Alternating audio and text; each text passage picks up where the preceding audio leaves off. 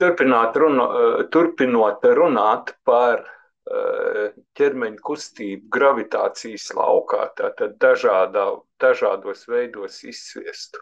Gribu piezīmēt, ka pats sākums, tātad vertikālā kustība mums ir kā bāze, jo daudzi sarežģītākie uzdevumi vēlāk viņi iziet no šī paša. Mums ir šī vertikālā kustība, ja, kā mēs jau mācījāmies vienmērīgi pātrināt kustību, ja, un tātad mums ir kustības vienādojums, ātrums jebkurā brīdī V, tātad V0 mīnus ārējais T. Tātad V ir V0 mīnus ārējais T. Tad mums ir maksimālais pacelšanās augstums, vertikālā kustībā. Atkal jau es atkārtoju, tāpēc, ka tas būs arī izsviestā kustībā, ja mēs pie šī te atgriezīsimies. Tātad mums ir maksimālais pacelšanās augstums GT kvadrātā dalīts ar 2. No kā bieži mums vajadzēs, nereti mums vajadzēs no šejienes izteikt T, kas ir 2H dalīts ar G kvadrāts saknīt. Ja mēs skatāmies no šī te vienādojuma, ļoti vienkārši varam izteikt. Ja? Tāpat arī mums, ja ir zināms pacelšanās augstums, nereti vajag aprēķināt tātad izsviešanas ātrumu. Citā gadījumā tā būs vienkārši vertikālā projekcija. Šajā gadījumā tas ir vienkārši izsviešanas ātrums. Ja? Tātad kvadrāts sakne no 2GH. Viss sākās ar to, ja ir slīp pret horizontu izsviests ķermenis, tad viņam ir horizontālā projekcija, ja, ko aprēķina ar kosinus, un vertikālā projekcija, ko aprēķina ar sinus. Tātad, zinot šo izsviešanas ātrumu, ja, teiksim, mēs varam tātad V0 reiz kosinus, mēs varam zināt jau horizontālo ātrumu V0 reiz kosinus alfa, tas jau mums būs horizontālais V, un vertikālais ātrums savukārt V.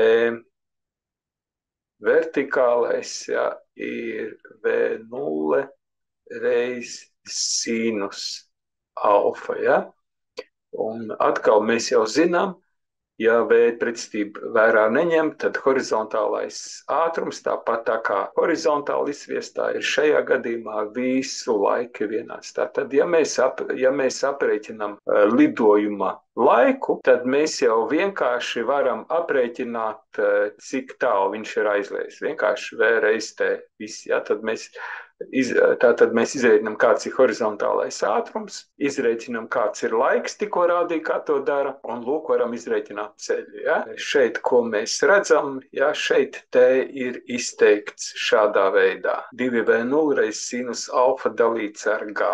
Tad šeit arī ir V0, x horizontālais ātrums ir V0 reiz kosinus, vertikālais V0 reiz sinus. Ja? Kustības laiks 2H dalīts ar G, 2H dalīts ar G.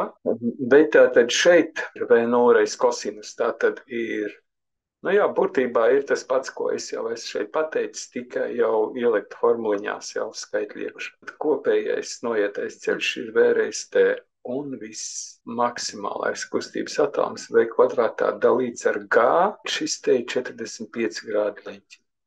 Atceramies, ja? Ja mums ir kaut kāds cits leņķis, tad mums šeit būs V kvadrātā dalīts ar V kvadrātā reiz sinus alfa dalīts ar K. Nu, vispār šo lapiņu vajag paturēt prātā, un gandrīz viss uzdevums var izrēķināt. Tātad, nu, šeit ir skaists zīmējums, ja? Nu, mēs redzam, ka te ir ne tikai augstums, bet arī liekuma rādījus. Nu, pieņemsim tā, teiksim, ka mums šeit ir rādījus, ja?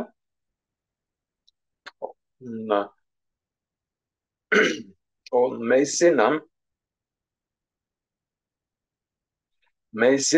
centrālietas pātrinājumu formulu, ko mēs rudenī mācījāmies. Ja? Tātad A ir V kvadrātā dalīts ar R. Ja? Un no šejienes, ja, mēs varam izteikt R, kas mums būs V kvadrātā dalīts ar G, jo mūsu gadījumā ir gravitācijas lauks, tātad A skaitlīts aizvietots ar G skaitli. Viss, ja? Tātad lūk, izliekuma rādījus. Būs arī uzdevumi. Šeit ir kustības vienādojums, tieši tā kā mēs mācījāmies vienmērīgi pārnātās kustībā rudenī. Tad ir kustības laiks 2V0 sinus alfa dalīts ar G. Nu, ja iedziļinās, var saprast, kā tieši šeit ir kustības vienādojums vienkārši izdalīts ar T, lai formula būtu vienkāršāka. Tas arī viss.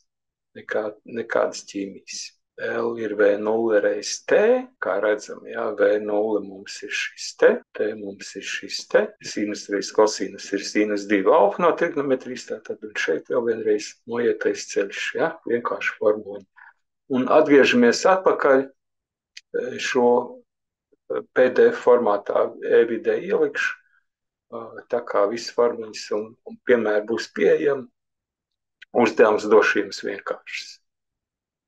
Ja, un šeit ir enerģijas nezudamības likums, ko arī mēs mācījāmies rudenī, un šeit vajadzētu būt visam saprotam. Ja, tātad mums ir sistēmā pilnā ievadītā enerģija, ir vienāda ar šī te punkta potenciālo enerģiju, ja, plus mv kvadrātā dalīts ar 2, visticamāk tas būs V horizontālais. Tas būs V horizontālais, ja tā tad būs horizontālās kustības kinētiskā enerģija. Tātad šī potenciāla un šī kinētiskā. Un šeit ir pilnā, jo V ir nulīte, šeit nav nulītes. Ja?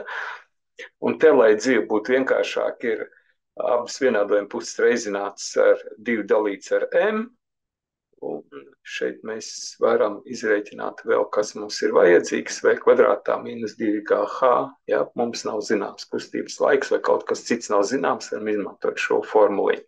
Tā kā šeit visu teoriju var smuki izsekot, ievērojam, šeit mums ir alfa un šeit krišanas leņķis mums ir beta. Ja? Nu, tā parasti ir pieņemts apzīmē. Un šeit jau ir, lūk, es nezināju, kur. Lūk, ir tātad centrātietes pātrinājuma formula, no kuras izsakām rādījus. Ļoti vienkārši.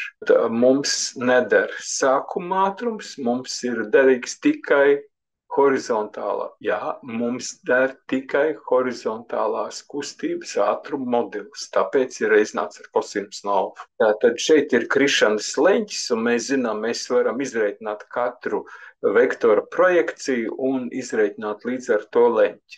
Atkal jau nekas sarežģīts, var paskatīties un izreikināt. Tad maksimālais pacelšanās augstums, tātad, ja leņķis nav 45 grādi.